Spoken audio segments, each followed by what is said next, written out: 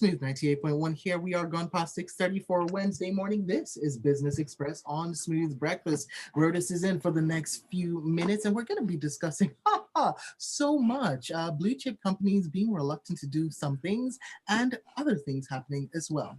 Well, Rotus, hello, good morning. How are you? I'm good. Good morning to you. Good morning to all our viewers and listeners out there. Good to be with you guys. Hump of the week. Yes.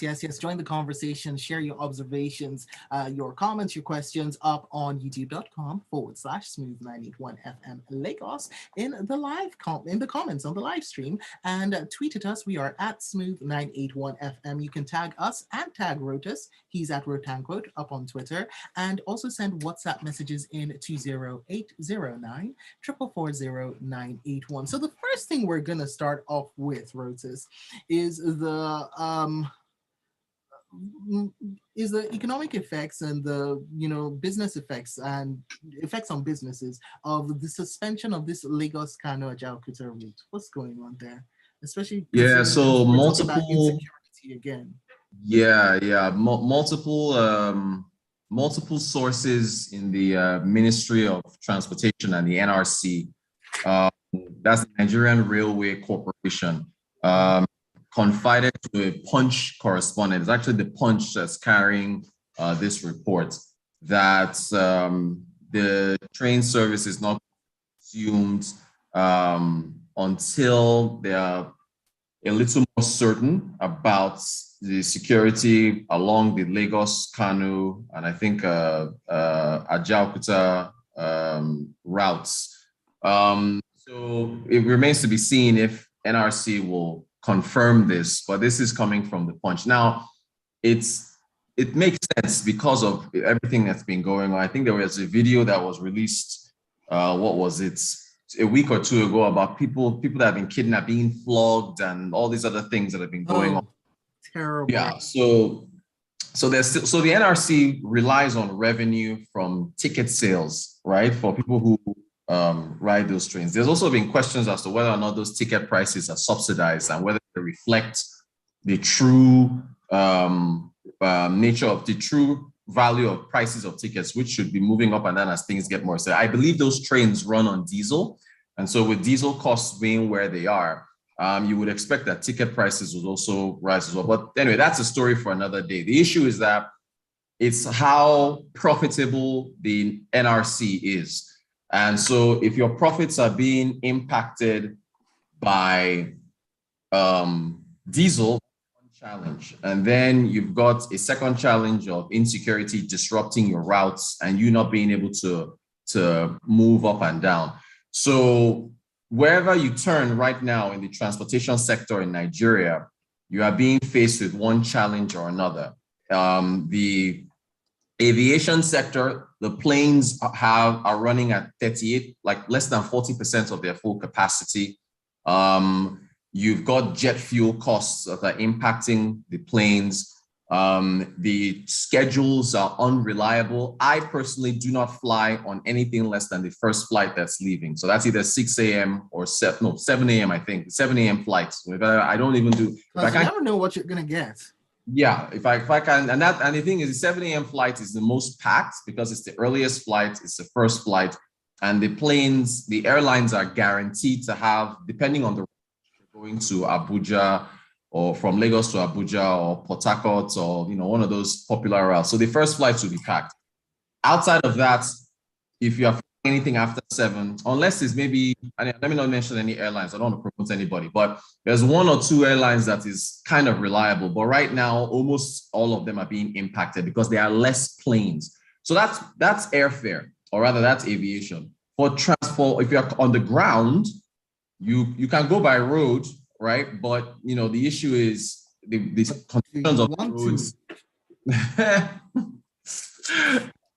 So there's a risk there. Conditions of the road, impacting your shock absorbers, your car, or if you're using transportation, and kidnapping and so on and so forth. And then the trains are also being impacted. So right now, I really do believe that we will see over the course of this quarter, I think you are definitely going to see Well, no, I mean, let me not say definitely, but I think that this is just my own personal observation. That we will see an increase in virtual engagement. So the Zooms and the Cisco WebEx and all these other, I think we'll see that. I'm gonna observe how many events take place, so whether they are physical or virtual, because No, meanwhile, Rotus, hold on. Very quickly, I just wanted to touch on, I'm sure we must have touched on this before, but just to refresh in my mind, considering the fact that in this economy that we're currently in, everything and everyone just seems to be taking a hit. What about the ISPs?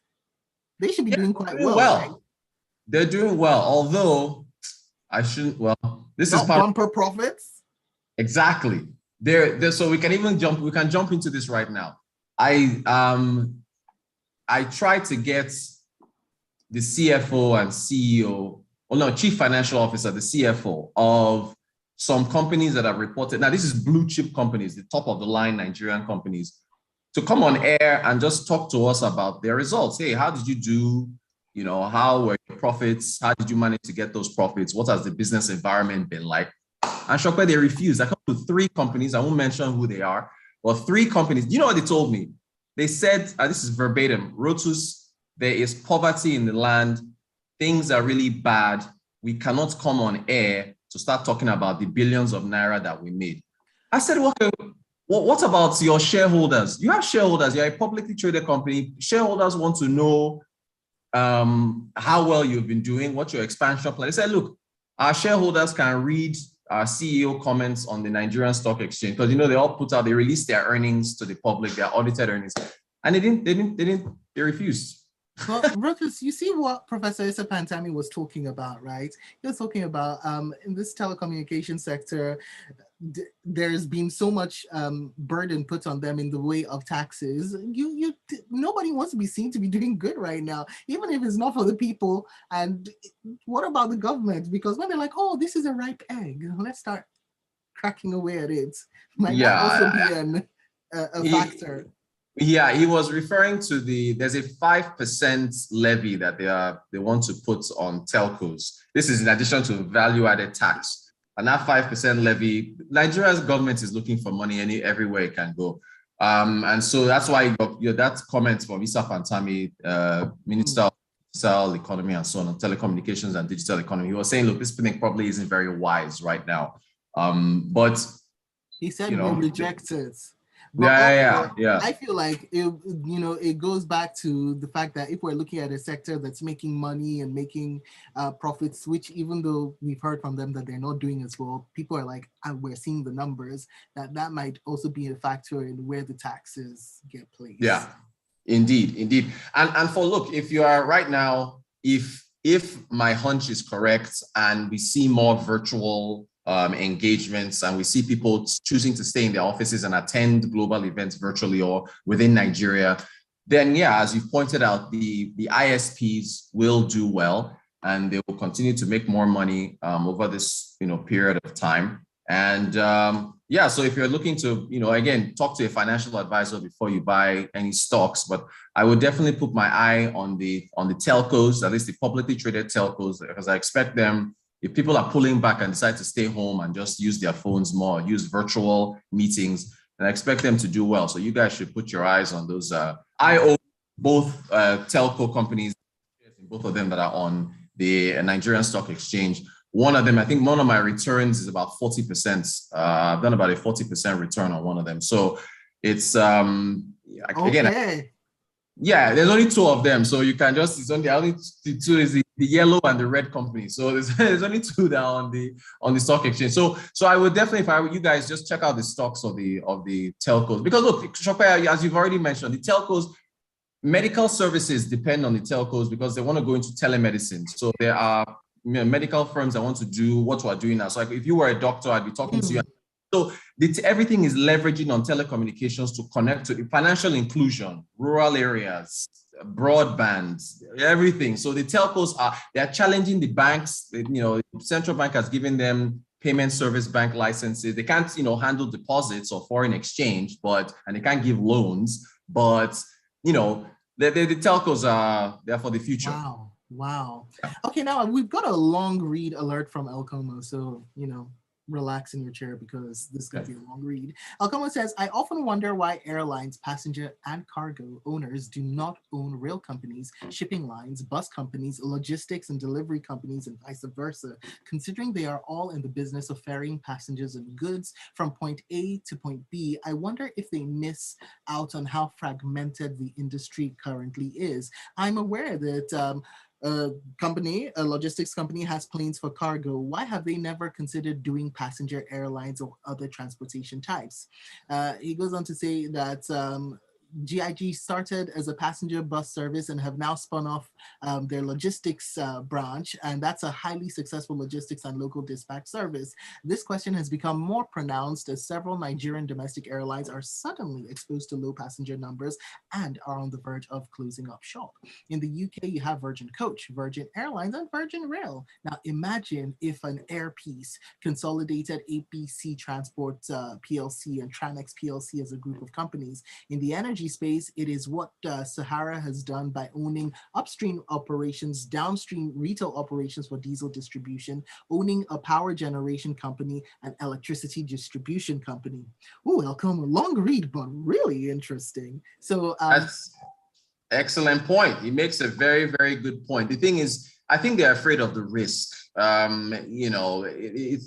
look, no risk, no reward, right? So he makes an excellent point, and that improves your revenue streams as a company when you can go into these other areas. Look at Transcorp. Transcorp is a good example. They're in hospitalities with Transcorp Hotel. They're in the power sector. They're in real estate. So that's a good point. Very good point you raised. And we've got a few other messages that I'll read to close out the show. So this one in from Ogene Ochuka says, the fuel issue faced by the NRC is understandable and temporary, but the security is a bigger problem. I just can't understand why we won't adopt technology. Ask the telecommunications minister.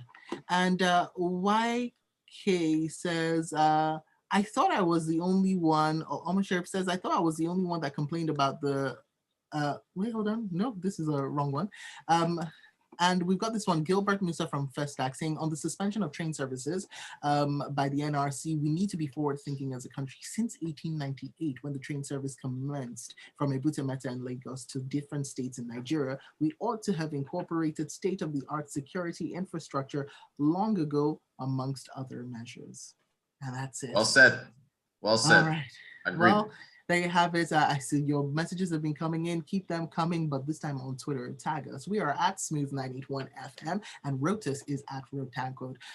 Rotus, very interesting show. And remember, if you've just tuned in, you can always catch the replay up on youtube.com/Smooth981 FM Lagos. Till tomorrow, Rotus. We'll have you back again for a Thursday morning Business Express. Enjoy your day. All right. Thank you.